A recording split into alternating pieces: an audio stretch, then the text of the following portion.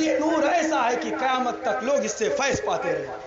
سرکار غوث اعظم رضی اللہ تعالیٰ نے اپنا خرقہ مبارک اتار کر کے رکھ دیا اور حضرت عبدالرزاق رضی اللہ تعالیٰ عنہ کو یہ وصیت فرما دی کہ تم اپنے خلفاء کو، وہ اپنے خلفاء کو یہ وصیت فرما دے کہ جب شیخ احمد سرہندی کا زمانہ آ جائے اور جو ان سے ملاقات کرے میرے طرف سے یہ تحفہ عنایت میں فرما دیا جائے۔ اللہ اکبر۔ اور وہ سرکار باقی باللہ علیہ رحمت و رضوان، ان کے مرشد کریم نے جب ہندوستان جانے کا حکم دیا تو کہا کہ حضور میں اہل بتوں کے قریب نہیں جانا چاہتا۔ فرمایا میں کہتا ہوں تم استخارہ کر لو۔ جب آپ نے استخارہ کیا، خواجہ رضی الدین باقی باللہ علیہ رحمہ ارشاد فرماتے ہیں کہ میں نے کیا دیکھا کہ درخت پر ایک طوطا ہے اور وہ طوطا اڑ کر کے میرے دائنے ہاتھ پر بیٹھ گیا، اس کے بعد میرے کندھے پر آیا، اس کے منہ میں کچھ میٹھی چیز ہے، اس نے میرے منہ کے اندر ڈال دیا، میں نے اس کی چاشنی کو چوس لیا جو ہے، اور اس کے بعد صبح اٹھ کر کے میں نے یہ سمجھ لیا کہ ہندوستان کا پرندہ طوطا ہے، اس لیے وہاں جانا صحیح ہے۔ اور آپ خود فرماتے ہیں کہ جب میں ہندوستان آیا اور سرہند پہنچا تو وہاں میں نے سرکار امام ربانی مجدد الفسانی علیہ رحمت و نور کے جو ہے نور کا مشاہدہ فرمایا، اور اس کے بعد جو ہے آپ دہلی میں آ کر کے قیام پذیر ہو گئے۔ اللہ اکبر۔ اور وہ سب آپ دیکھیے کہ جب آپ کی ولادت باشہادت 14 سوال مکرم بروز جمعہ صبح کے وقت میں ہوئی، سرکار امام ربانی مجدد الفسانی جو ہے کوئی 100 سال کے مجدد نہیں بلکہ ہزار دویم کے مجدد ہے۔ الف کا معنی ہزار اور ثانی کا معنی دویم کے ہے جو ہے کہ ہزار دویم کے مجدد بنا کر کے بھیجا گیا، اس لیے کہ جو ہے بنی اسرائیل کے امتوں میں جب 1000 سال گزر جاتا تھا تو صاحب سریت اولو العزم پیغمبر کا وجود ہوا کرتا تھا۔ اب نبی سرور کونین صلی اللہ علیہ وآلہ وسلم کے 1000 سال کے بعد کسی شریعت کی ضرورت نہیں تھی، کسی نبی کی ضرورت نہیں تھی، لیکن دین کو جو ہے پامالی کے راستے پر لا کر کے کھڑا کر دیا گیا تھا۔ ہندوستان کی سرزمین پر اکبر دا گریٹ جسے کہا جاتا ہے، اس نے جو ہے 3 الہی چلایا، اور 3 الہی پہ ایسا ویسا نہیں کہ مسلمانوں کی مسجدوں سے آزان خاموش ہو گئی، خانقاہوں کو مسمار کر دیا گیا، مدارسوں میں تالا لگا دیے گئے، علماء کے چہرے سے داڑھی ہٹا دی گئی۔ 12 سال سے پہلے کوئی بچے اپنے بچے کا ختنہ نہیں کرا سکتا تھا۔ مسلمانوں کے گھر کے اندر سور اور کتا پالے جانے لگا، صبح اٹھ کر کے جو ہے سورج کی جو ہے عبادت کی جانے لگی، اور لوگ اکبر بادشاہ کے سامنے سجدہ کرنے لگے جو ہے۔ اللہ اکبر۔ وہ بھیانک دور کہ جب لوگ جو ہے ایک مسلمان نام و نہاد کا بادشاہ ہونے کے باوجود اس دور میں صاحب عبدالحق محدث دہلوی جیسی عظیم شخصیت بھی موجود تھی، لیکن انہوں نے بھی ہندوستان سے سفر کر کے مدینے کا سفر اختیار کر لیا تھا۔ اگر کوئی تھا مرد مجاہد اور ان کے مقابلے میں تھا تو صرف اور صرف شیخ احمد سرہندی کی واحد و یکتا ذات، وہ شیخ احمد سرہندی جو 14 سوال مکرم کو دنیا میں جلوہ افروز ہوئے، اور جب آپ 2 سال کے ہوئے تو سا کمال کیتھلی جو سلسلہ قادریہ کے ایک عظیم بزرگ ہندوستان کے اندر ہوئے ہیں، سرکار غوث اعظم کا وہ خرقہ مبارک آپ کے پاس تھا، کیتھل شریف میں آج ان کا آخری کل تھا، وہاں کل چل رہا ہے، آج تیسرا کل تھا۔ وہاں سے آپ جب آئے، آپ کے والد مخدوم عبدالاحد چشتی علیہ رحمت و رضوان کے دوست تھے، آپ نے فرمایا کہ بچے کی کچھ طبیعت علیل ہے، ہاتھ میں شیخ احمد سرہندی ہے، کہا اسے ذرا دم فرما دیجئے۔ شاہ کمال کیتھلی فرماتے ہیں کہ یہ اس بچے کو دم کرنے کی ضرورت نہیں بلکہ یہ سارے زمانے کو دم کر دے گا، اس کے دم سے سارا زمانہ زندہ ہو جائے گا، دین کی تجدید ہو جائے گی۔ لیکن آپ نے فرمایا کہ نہیں، آپ کچھ دعا فرما دیجئے۔ شاہ کمال کیتھلی نے اپنا زبان مبارک شیخ احمد سرہندی کے منہ کے اندر ڈال دیا، شیخ احمد سرہندی زبان کو چوستے رہے۔ خود شاہ کمال کیتھلی فرماتے ہیں کہ شیخ احمد سرہندی سب نسبتیں آپ ہی لے لیں گے یا میری اولادوں کے لیے بھی جو ہے آپ ایسا کریں گے۔ اللہ اکبر۔ ذرا آپ یہ سوچئے کہ جو ہے کہ شاہ کمال کیتھلی علیہ رحمت و رضوان ان کی دنیا سے رخصتی کے بعد جو ہے زمانہ گزرتا رہا، آپ کے پوتے شاہ سکندر وہ خرقہ کے مالک ہو گئے جو ہے۔ شیخ احمد سرہندی رضی اللہ تعالیٰ عنہ نے تجدیدی کارنامہ ایسا کر دیا کہ آپ نے ہی سب سے پہلے اس دین الہی کو اس طرح نیست و نابود کر دیا کہ شاعر کیا خوب کہتا ہے، دین اکبر کو جس نے فنا کر دیا اس مجدد کی قوت پر لاکھوں سلام۔ ہر مذہب کے ماننے والے دنیا میں ہیں، لیکن اکبر نے جس مذہب کو جو ہے بنیاد ڈالی تھی، آج ایک بھی فرد لا کر کے آپ نہیں دکھا سکتے۔ اس روح زمین پر کوئی نہیں کہہ سکتا کہ میں دین الہی کا ماننے والا ہوں۔ سرکار امام ربانی مجدد الفسانی نے اسلام کی ایسی پاسبانی کی ہے، اس اسلام کے چمن کو سینچا ہے جس بندر زمین پر سرکار غریب نواز علیہ الرحمٰن نے محنت و مشقت کر کے جو ہے اسلام کا چہچہاتا اور لہلاتا ہوا چمن دیا تھا۔ جب اس میں کیڑے مکوڑے نے لگ کر کے جو ہے اس چمن کو برباد کرنا شروع کر دیا، تو سرکار سرکار شیخ احمد سرہندی نے جو ہے ان کا صفایا کر کے جو ہے دین کی تجدید کر کے جو ہے ہمیں اس دین کو وراثت میں دے دیا جو ہے، اور آپ نے دین الہی کو مسمار کر دیا۔ کوئی دین الہی کا ماننے اور جاننے والا نہیں ہے۔ ذرا آپ سوچئے کہ جب اکبر کا دور ختم ہو گیا، جہانگیر بادشاہ ہوا، جہانگیر نے جو ہے آپ کے ایک مکتوب کا غلط مطلب نکالا۔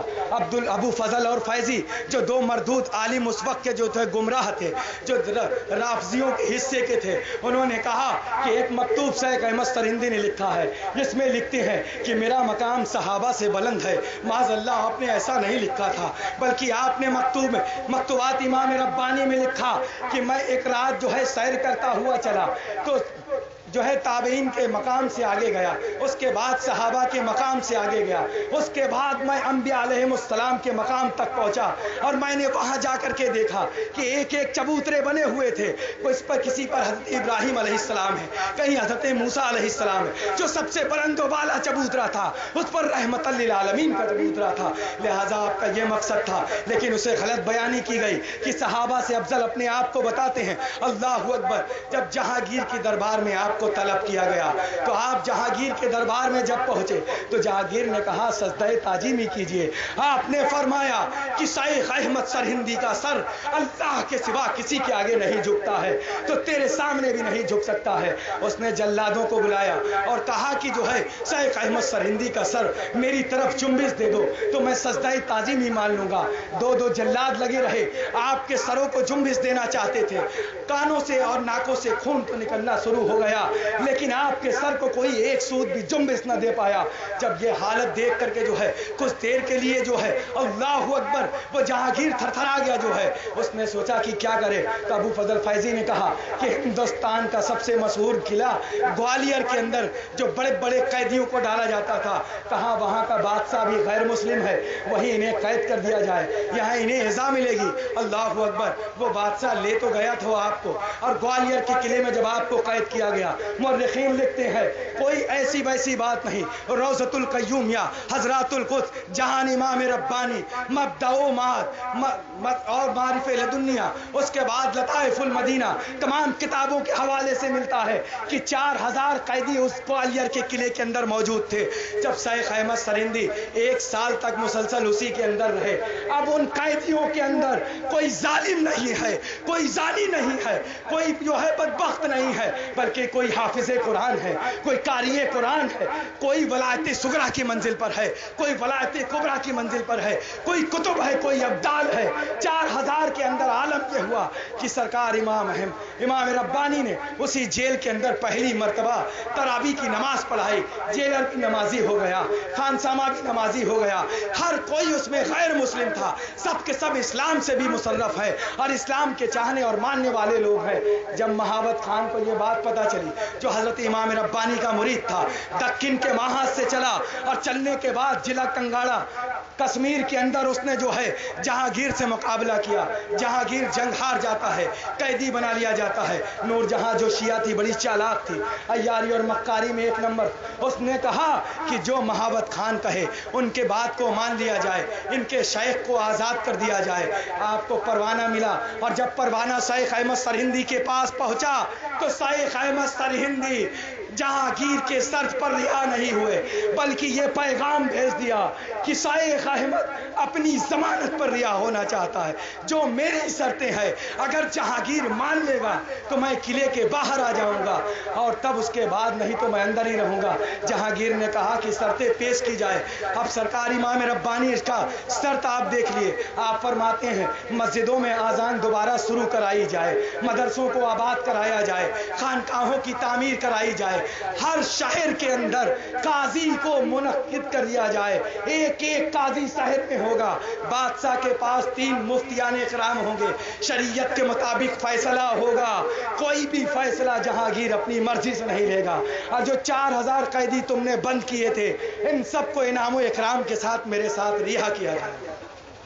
दुनिया में हर कैदी मुल्क के कानून के मुताबिक रिहा होता है, लेकिन ये अल्लाह का एक ऐसा मर्दे मुजाहिद है, मुजद्दिद अल-फिसानी है कि अपनी शर्त पर रिहा हो रहे हैं। जहांगीर ने सारी शर्तें मान ली, आपको वहां से रिहा किया गया, और मुसलसल 3 साल तक जहांगीर अपने साथ लेकर के चलता रहा। उसकी जिंदगी बदल गई। सरकार मुजद्दिद अल-फिसानी का मुरीद हो गया और तसव्वुफ की तालीम लेने लगा।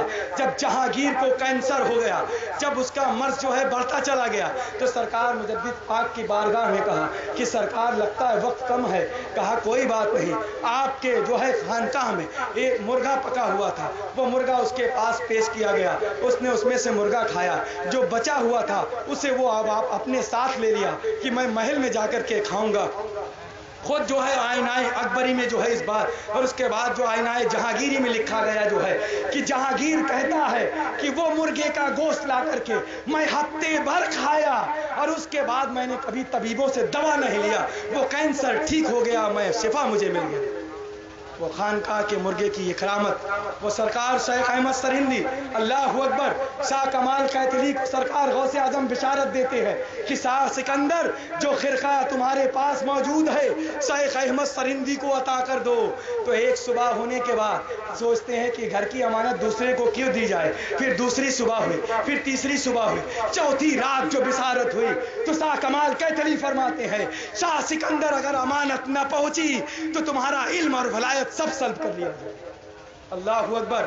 शाह सिकंदर कैथल से पैदल नंगे पांव चले और सर पर खिरकाए गौसे आजम सरकार शेख अहमद सरिंदी की बारगाह के अंदर जब पहुंचे सरीन शरीफ के अंदर, तो जाने के बाद सरकार शेख अहमद सरिंदी मुराकबे में है, ले जाकर के उसी हालत में सरकार गौसे आजम का खिरका मुबारक रख दिया। सरकार गौसे आजम का खिरका मुबारक जो सर पर रखा, तो सरकार शेख अहमद सरिंदी ने उस खिरका मुबारक को आंख खोल करके ज़ेबेतन फरमा लिया। अब अपनी मकतूबात इमाम रब्बानी में लिखते हैं कि मैं क्या देखता हूँ कि सरकार गौसे आजम मौला अली करमल्लाहु वजहुल करीम के साथ और शाह कमाल कैथली वहाँ मौजूद हैं। अभी चंद लम्हा गुजरा था कि सरकार गरीब नवाज मदारुल आलमीन, सरकार बोली शाह कलंदर, सरकार जो है बहाउद्दीन बख्शबन बाकी बिल्ला, सरकार अबू बकर सिद्दीक खुलफाए राशिदीन, खुद सरकार दो अलैहि वसल्लम मौजूद हुए। और वहाँ एक गुफ्तगू हो रही है। सरकार जो है